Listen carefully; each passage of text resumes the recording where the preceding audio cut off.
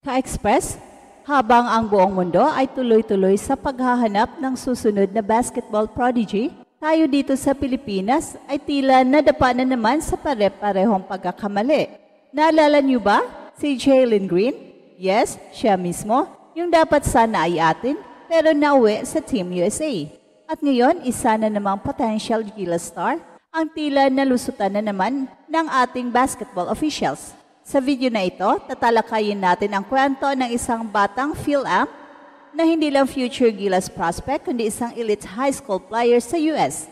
Paano naunahan na naman tayo ng US? Bakit parang kulang ang galaw ng SBP? At may pag-asa pa ba para sa isang homegrown player na gaya ni Andre Ogadan? So stay tuned mga ka-Express dahil ang kwentong ito ay hindi niyo gugustuhin palampasin. Sa ngayon, hindi na sapat ang galing, kailangan mabilis ka ring gumalaw. At yan ang ginagawa ng maraming Asian countries, lalo na ang China at Japan, na maaga pa lang ay kinokolekta na ang mga batang players na may kanilang dugo, pero lumalaki sa ibang bansa gaya ng US. Sa sobrang advanced nila, may mga national programs na sila para lang sa mga foreign prospects nila. Samantala tayo ang Gilas, tila natutulog na sa paghahanap. Ang scouting natin, minsan naaabot, pero kadalasan nalalampasan na lang. At yan ang malungkot sa kaso ngayon ni JJ Mandakit, isang 6'4 guard, 4-star recruit at Phil-Am na may elite skills bilang playmaker at scorer. Sa social media pa lang, grabe na ang kanyang hype. Pero ang mas masakit, hindi natin siya nakuha. Naunahan na naman tayo ng Team USA. Pasok si JJ sa Under-19 Team USA pool at malaki ang chance niyang makasama sa Final 12 dahil suwak na suwak siya sa sistema. Kung titingnan mo ang highlights niya, makikita mo agad ang bilis, vision at court leadership. Eksaktong hinahanap natin sa isang future Gilas point guard. Pero ngayon, mukhang para sa US na siya maglalaro. Ayon sa mga sources, may hawak na dapat na Philippine passport si JJ bago siya mag-16. Kung nasikaso sana agad ito, automatic eligible na siya sa Gilas program kahit sa FIBA Senior Tournaments. So imagine kung nagsimula siyang sumabak sa SEA Games o Asian Games, malamang isa na siyang Gilas regular ngayon. Pero mukhang wala tayong narinig mula sa SBP. Tahimik. Wala man lang confirmation kung kinausap ba nila ang kampo ni JJ o may effort man lang para i-pitch ang Gilas program. Nakakalungkot kasi hindi ito isolated case. This is deja vu all over again, katulad ng nangyari kay Jalen Green. Pero teka, huwag muna tayong mawalan ng pag-asa. Hindi pa huli ang lahat. Dahil habang may mga nawawala, may mga tumataas naman mula sa lupa mismo ng Pilipinas. Sa palarong pambansa 2025, isang pangalan ang biglang naging viral sa basketball community, si Andre Ogadan. Isang homegrown talent, pero ang laruan parang trained sa US. Mabilis, explosive, mataas tumalon at may natural basketball instincts. Isa siya sa mga pinakahinahangaang atleta ngayon sa youth level.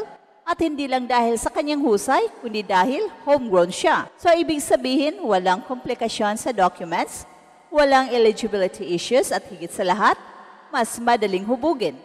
Si Andre ay isang rare gem, bibihira ang tulad niyang atleta na kahit wala pang exposure sa high-level US training, ay nakakakitaan na ng ganitong level ng athleticism at potential.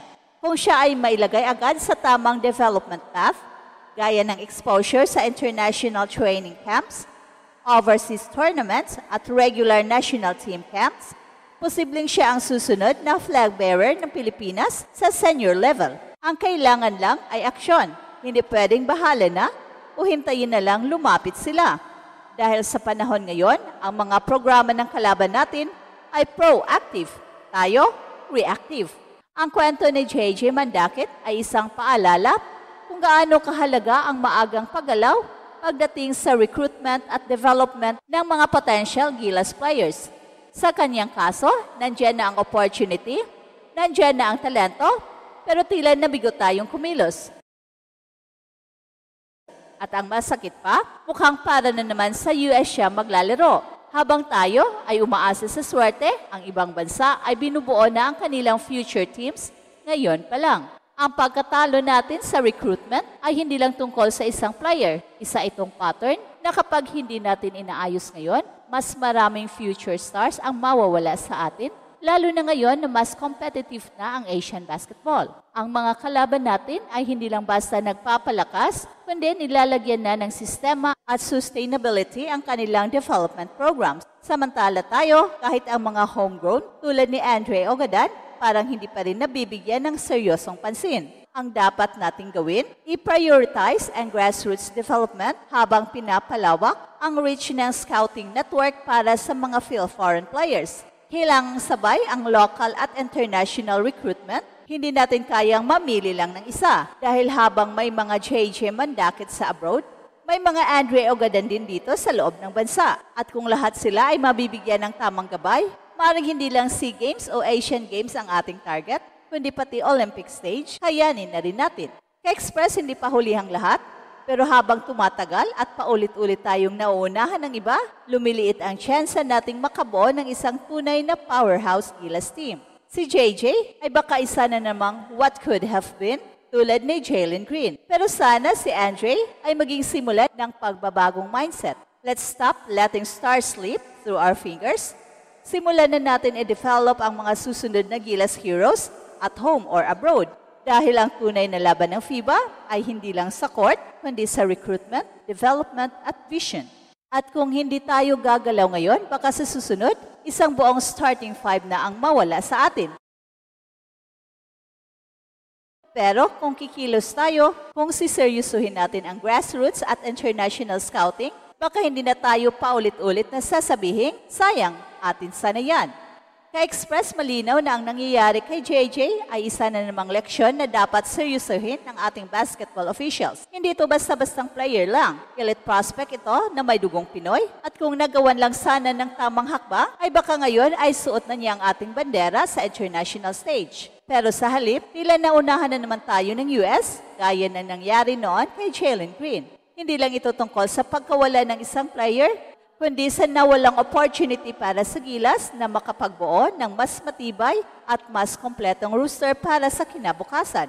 Ang malungkot pa, tila walang malinaw na aksyon at konkretong plano ang SBP sa mga ganitong pagkakataon, habang ang ibang bansa ay pinipilit bumuo ng super teams mula sa diaspora nila, tayo ay natutulog sa opportunity at nauuwi sa sayang.